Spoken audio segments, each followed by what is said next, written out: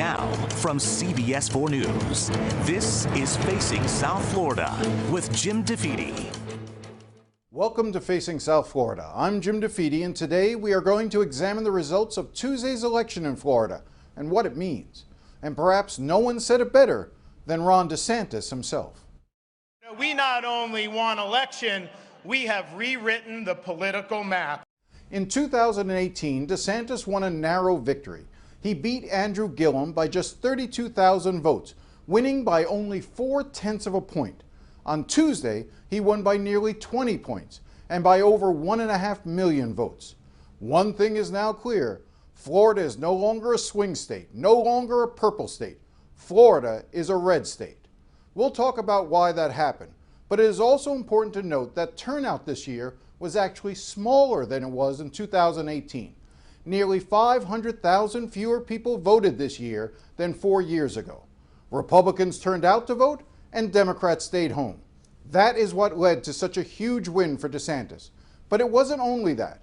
According to CBS News exit polling, for those who did vote, DeSantis won Hispanics by 18 points, and it wasn't just among conservative Cubans. He won Puerto Ricans by 13 points. He won both men and women. He carried urban, suburban, and rural counties, as well as the college-educated and the non-college educated. But another big story out of Tuesday's results was Dade County turning red. I spoke last week to Armando Ibarra, president of the Miami Young Republicans, for his reaction. I think what we're seeing in Florida was not only this overwhelming win by Republicans and by the Governor DeSantis, but we're seeing a political realignment where a purple state is now a red state, and where the Latino community is realigning, not only just Cuban Americans with Republicans, but where other Latino communities are realigning with the Republican Party. Republicans now win a majority of votes in South Florida amongst Colombian Americans and Venezuelan Americans. In this election, we saw a majority of Puerto Ricans that voted support Governor DeSantis. And I think we're seeing this trend to a lesser degree across the country. But I think Florida is ground zero for this political realignment, and Latinos are at the center of that. What do you attribute that to? Well, a few things. I think one, the Governor DeSantis has done such an incredible job as governor. I think his way of handling COVID resonated with many voters, particularly Latino voters, who many have small businesses, and the governor's actions helped to keep those small businesses open. Also, Latino voters, many of them have children, and he helped to reopen schools much faster than other states. And, you know, they're rewarding him with this overwhelming support, because in many of these cases, his policy decisions saved their children from further learning losses. His policy decisions save small business owners from losing their businesses. And, you know, the Latino community overwhelmingly, or disproportionately rather, are entrepreneurs and small business owners. So these issues are really important to them. I guess I'm sort of almost asking you to reveal what you think Democrats got wrong in this election.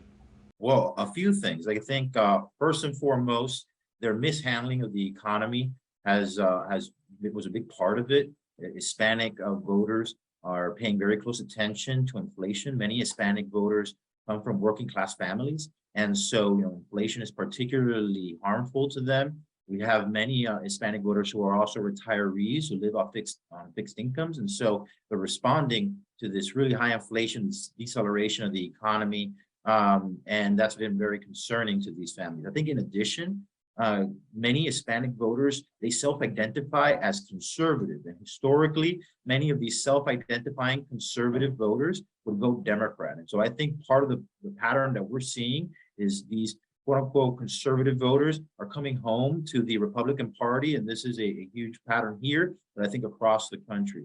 Also, and very specific to Florida, we have more than 1 million residents of Florida who escaped communist and socialist countries in Cuba and Venezuela, and they're looking at the Biden administration's actions in regards to Cuba and Venezuela, and they're very disappointed.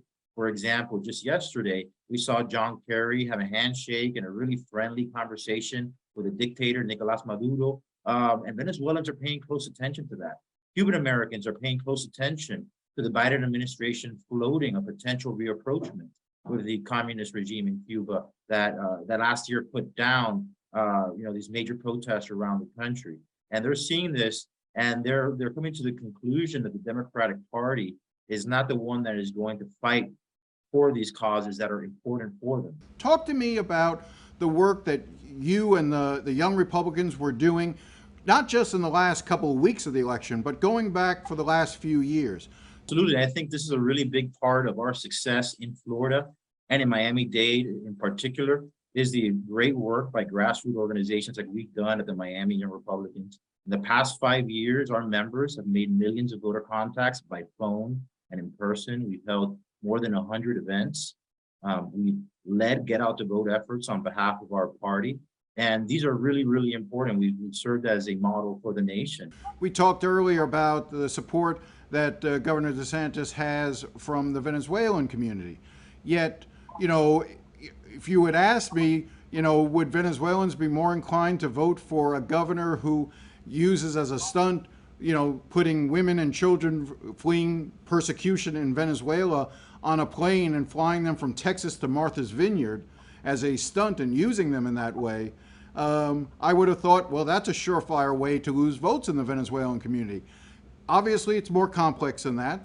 I think, you know, first and foremost, whether we're talking about the Venezuelan community or the Cuban community, for example, their priorities as it comes to this issue is to secure freedom in those two countries, right? And what they would like to see is a president that takes decisive action to support the opposition and freedom fighters, to support efforts to overthrow, or rather to help support these people in achieving a change of governmental system so that they can, you know, benefit from democracy, rule of law, freedom, things that are all lacking for them. In contrast to that, the Biden administration, you know, yesterday shook John Kerry shook hands with Maduro, as I mentioned. I think that's a symbol. In addition, I think whether you're Cuban, Venezuelan, or Central American, or of a community with many immigrants, our communities are very aware of the types of human rights violations, of human trafficking that occurs as part of uncontrolled migration. They see the number, for example, incredible number of sexual assaults that happen to migrants and things like that. And so we rightfully recognize that uncontrolled migration causes a lot of suffering, and that the real solution to, for example, the issue of migration from Venezuela is to support the Venezuelan people so that they can achieve freedom, achieve democracy, and be able to rebuild their country so they don't have a need to migrate in order to survive. Because in the cases of places like Venezuela and Cuba, they're not just looking for a better life, they are escaping a hellscape. They're escaping some of the worst human conditions that one can imagine. Are you worried at all that one of the unintended consequences of Florida going to be a red state now, no longer a swing state? There was a time when Cuban Americans in particular really punched outside their weight class politically. Because Florida was so important for both Democrats and Republicans in presidential election years and in midterm elections, that both parties really went out of their way to give Cuban Americans, you know, the policies that they wanted. I think that a lot of people are looking at these policies around the country, and they see this type of weakness as symptomatic of a lack of American leadership in Latin America. And so I think that they would only harm themselves by continuing to pursue this policy. But we work across the aisle with Democrats on this important issue. We also have found, and I think this well, is let me ask you that. But why should Democrats continue to work across the aisle?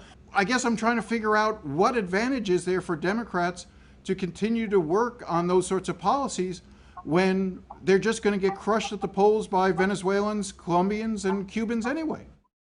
Well, I mean, I think the question, you know, is you may be right. They're no longer interested as a party in supporting these. Well, is there an incentive for them to, other than it's the right thing to do? And let's make that clear.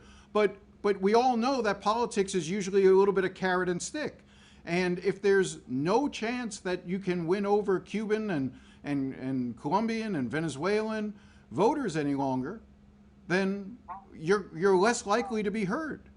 Oh, that may be the case, but like I mentioned, I think it only ends up harming the administration. Talk to me a little bit about that and what's next. What is on the horizon for 2024? Oh, absolutely. We're really excited this year. One of our members, Kevin Cabrera, elected to the county commission. We have a young Republican that was elected to the state senate, Alexis Calatayud. And since 2016, nearly 20 of our members have been elected to public office in Miami-Dade County as city mayors, as city councilmen and commissioners, now as county commissioners, as state representatives and state senator. And so it really shows the ability for young Republicans and young people generally to be able to get involved in the process and have a real impact in our community. And do you see Dade County going back to being blue anytime soon? I don't think so. I think we're seeing as a political realignment, where, as I mentioned, these Hispanic communities that are not Cuban Americans, Colombians, Venezuelans have moved, I think, permanently to the right.